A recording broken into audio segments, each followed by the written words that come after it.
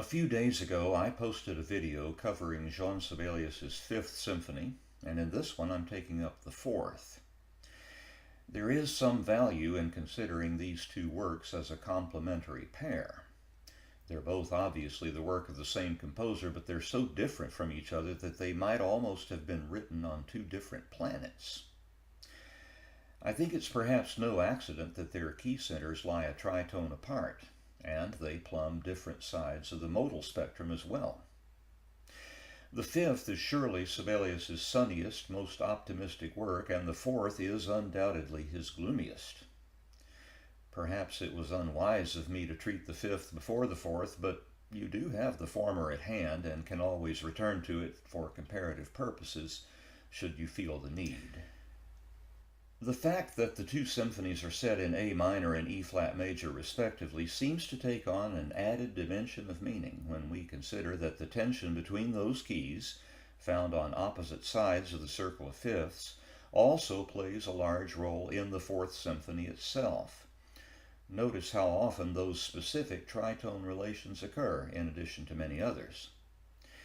In fact, you'll hear that relation immediately in the first three notes of the symphony, which I've identified in my commentary as a stepped tritone.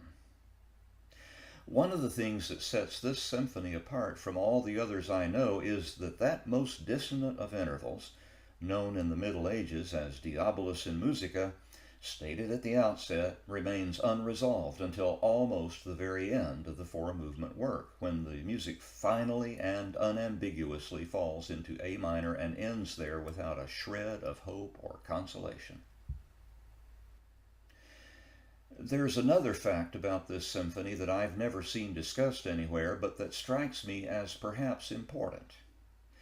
Sibelius obviously knew the four symphonies of Johannes Brahms very well. Every composer of his generation was intimately acquainted with those masterpieces, and a curious inverse relationship seems to me to exist between the earlier composer's First Symphony and Sibelius's Fourth. In the Brahms work, the four movements' key centers are C minor, E major, A flat major, and C minor, yielding to C major, respectively. Allowing for the necessary and somewhat clumsy enharmonic respelling, that means that the four movements of the Brahms First ascend by major thirds until they reach the tonic, with the mode of the final movement shifting so as to end the symphony in its tonic major key. In the Sibelius Fourth, the opposite procedure obtains, with the key centers falling by major thirds from A minor through F major and C sharp minor to return to the tonic major, which then darkens to end in the tonic minor. I have no idea whether there's any significance to this. I simply find it very interesting, and I doubt that inverse relationship escaped Sibelius's notice. The Fourth Symphony was begun in 1910 and finished the following year, not long after he and his wife had moved into the new villa that he had built at Lake's End, and his Spartan working environment, consisting of nothing more than a writing desk and a chair and an occasional cat in an otherwise empty cell, situated to afford a view of the lake through the room's single window, seems to be reflected in the work's austerity. That was also a time in his life when, in his mid-40s, he had been brought face to face with his own mortality. He had developed throat cancer, and although the operation to remove a malignant tumor was completely successful, he was forced to give up the cognac and cigars that had given him so much pleasure. He needn't have worried, by the way. He had almost another half-century of life ahead of him. The Fourth Symphony was not enthusiastically received at its advent, and it's an open question whether it's any better understood in our time. I often get a kick browsing through Nicholas Slonimsky's Lexicon of Musical Invective, and in the Sibelius chapter, it's the Fourth Symphony that comes in for the most scathing reviews. I'd like to share one with you that was published in the Boston Daily Advertiser, dated November 14, 1914, authored by Louis Elson. That the Fourth Symphony of Sibelius is in large degree experimental is evident. The composer has entered into the ultra-modern school of weird progressions and of restless rhythms. One finds the whole tone progressions of Debussy and of Siamese music copiously employed. It is a composition which the earnest music lover will first endure, then pity, but never embrace. We do not think that Sibelius has any business in the pasture of Schoenberg. The old-fashioned auditor who wants a tune will be decidedly disappointed, for instead of melody there is dissonance, gloomy mutterings. There are also some of the most bitter harmonies and progressions that we have ever heard, a mixture of musical quassia and wormwood, which suggests that the composer is dissatisfied about something, and so probably are the general public. Many went into the corridor to get a little air, the first obtainable since the beginning of the program. I wouldn't want you to get the wrong idea from what I've said and read so far. In case you're wondering, there are times when this A minor symphony is the one I love best of Sibelius's 7, and I go to it regularly when I find myself in need of a good stiff musical purgative, and during the absurdist reign of the Antichrist, that's pretty often. The orchestra Sibelius calls for here is essentially the same as that for the Fifth Symphony, with a single addition to the percussion, which we won't hear until movement 4. The forces are pairs of flutes, oboes, clarinets, and bassoons, 4 horns, 2 trumpets, 3 trombones, timpani, and the usual orchestral strings. The added instrument, which appears in the final movement, Sibelius identified as glocken. There's been some debate as to what he might have meant. The word simply means bells, and most conductors treat it as an abbreviation for glockenspiel, which is the instrument we'll hear in this recording. A few, however, have opted for the deeper voiced chimes, and it is possible to hear that treatment in a few recordings. In this video, we'll again hear a splendid reading by the Philharmonia Orchestra under the baton of Vladimir Ashkenazy in a release by Decca. I think it best to address the movements individually in this case, so let's dive right in. The first movement, marked Tempo molto moderato, quasi adagio, is set in A minor and is mostly in 4/4 time. It begins fortissimo on a unison low C in the deepest voices of the orchestra, and out of that C, still sustained by half the players, rises a figure not at all unlike the 4-note credo motive that opens the final movement of Mozart's Jupiter Symphony, except that the F is sharped, yielding a tritone against the held C, and there's nothing cheerful about it. The volume diminishes steadily, and the low C fades away, leaving only a slow F-sharp to E measured trill that grows ever more sluggish. This is the introduction to a movement that is arguably in sonata form, although the cello solo that constitutes the first theme doesn't return during the recap. I believe my running commentary will suffice to guide you through the movement's unfolding. You'll simply want to notice as many of the music's details as possible and hold them in your memory, because many of the motives that are heard in this opening movement will also play important roles in the movements to come. Much of this opening movement is as otherworldly as that reviewer for the Daily Advertiser suggested, although there is much beauty in it as well. The development section is one of the most fascinating I've ever heard. It begins with one of the strangest fugues ever written. The recapitulation begins with the second theme already in progress, and the key relations are the traditional ones, with the second group returning at the tonic pitch level. The coda consists of nothing more than a rising reiteration of the opening 4-note motive, which in the course of the closing theme had received a lovely treatment by solo woodwinds. And the music dies away in A minor, its gloom unrelieved.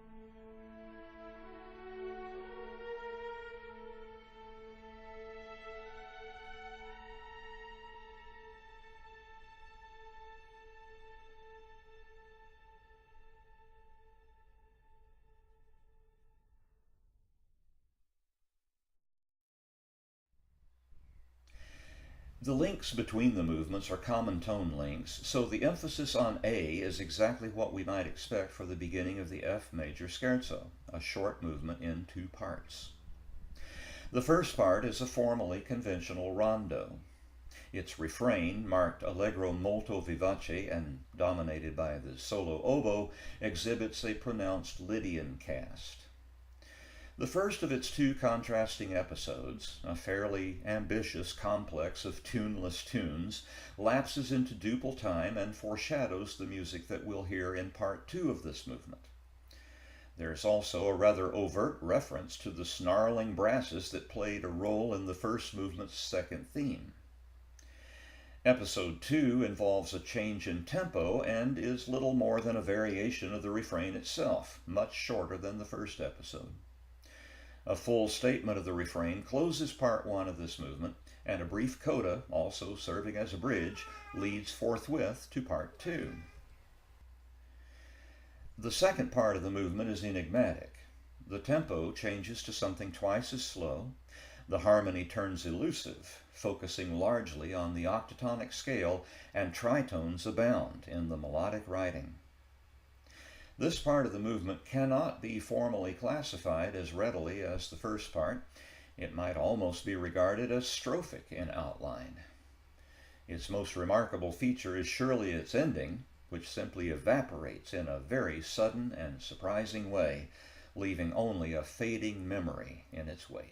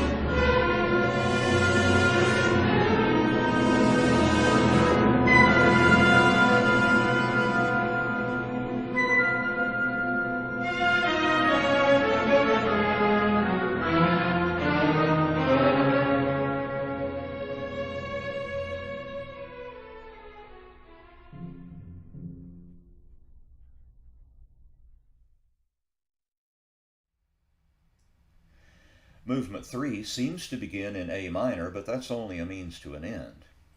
It will take some time for this music to find its C-sharp minor center of gravity, and it will do so with the arrival of a broad-breathed rising theme that is really the main theme of the movement.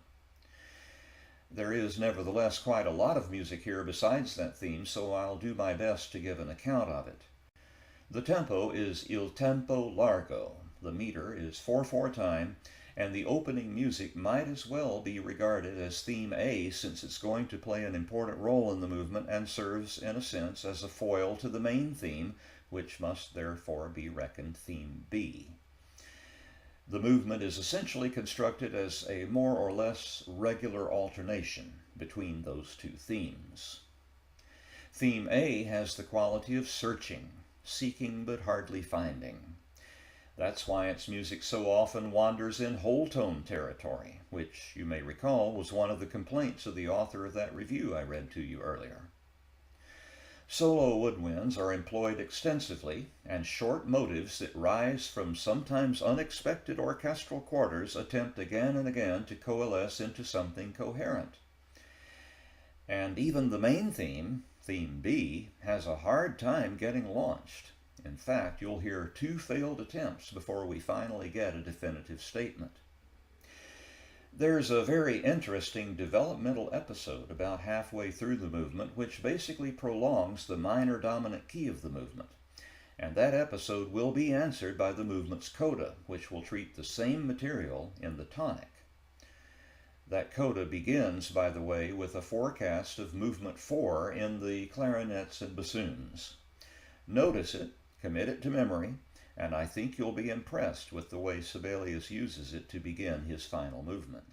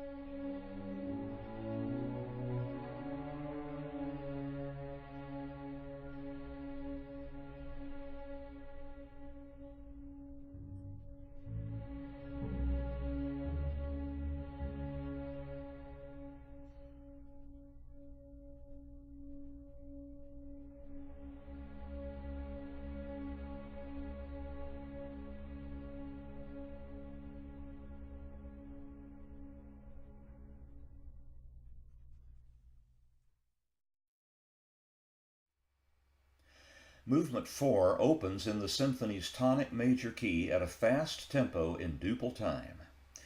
The music is often Lydian inflected, and sometimes opposing modal tendencies are superimposed on each other for a shocking and thrilling effect. It is in this movement that the bright voice of the glockenspiel is heard, mostly using just the first 3 notes of the A major scale. There are pyrotechnic solos for the first clarinet and many enjoyable effects in evidence. It would seem at first that we finally have a cheerful movement to enjoy. This movement, like the first, takes sonata form as its point of departure. Also, as in the first, one of the exposition's themes goes missing during the recap, but in this case it's theme 2. In case you're not well acquainted with this symphony, I don't want to spoil it for you. You'll find out soon enough why that theme doesn't return. I believe my running commentary will be sufficient to help you make sense of this remarkable music, and if you're both suffused with wonder and scratching your head in wonderment at the end, join the club.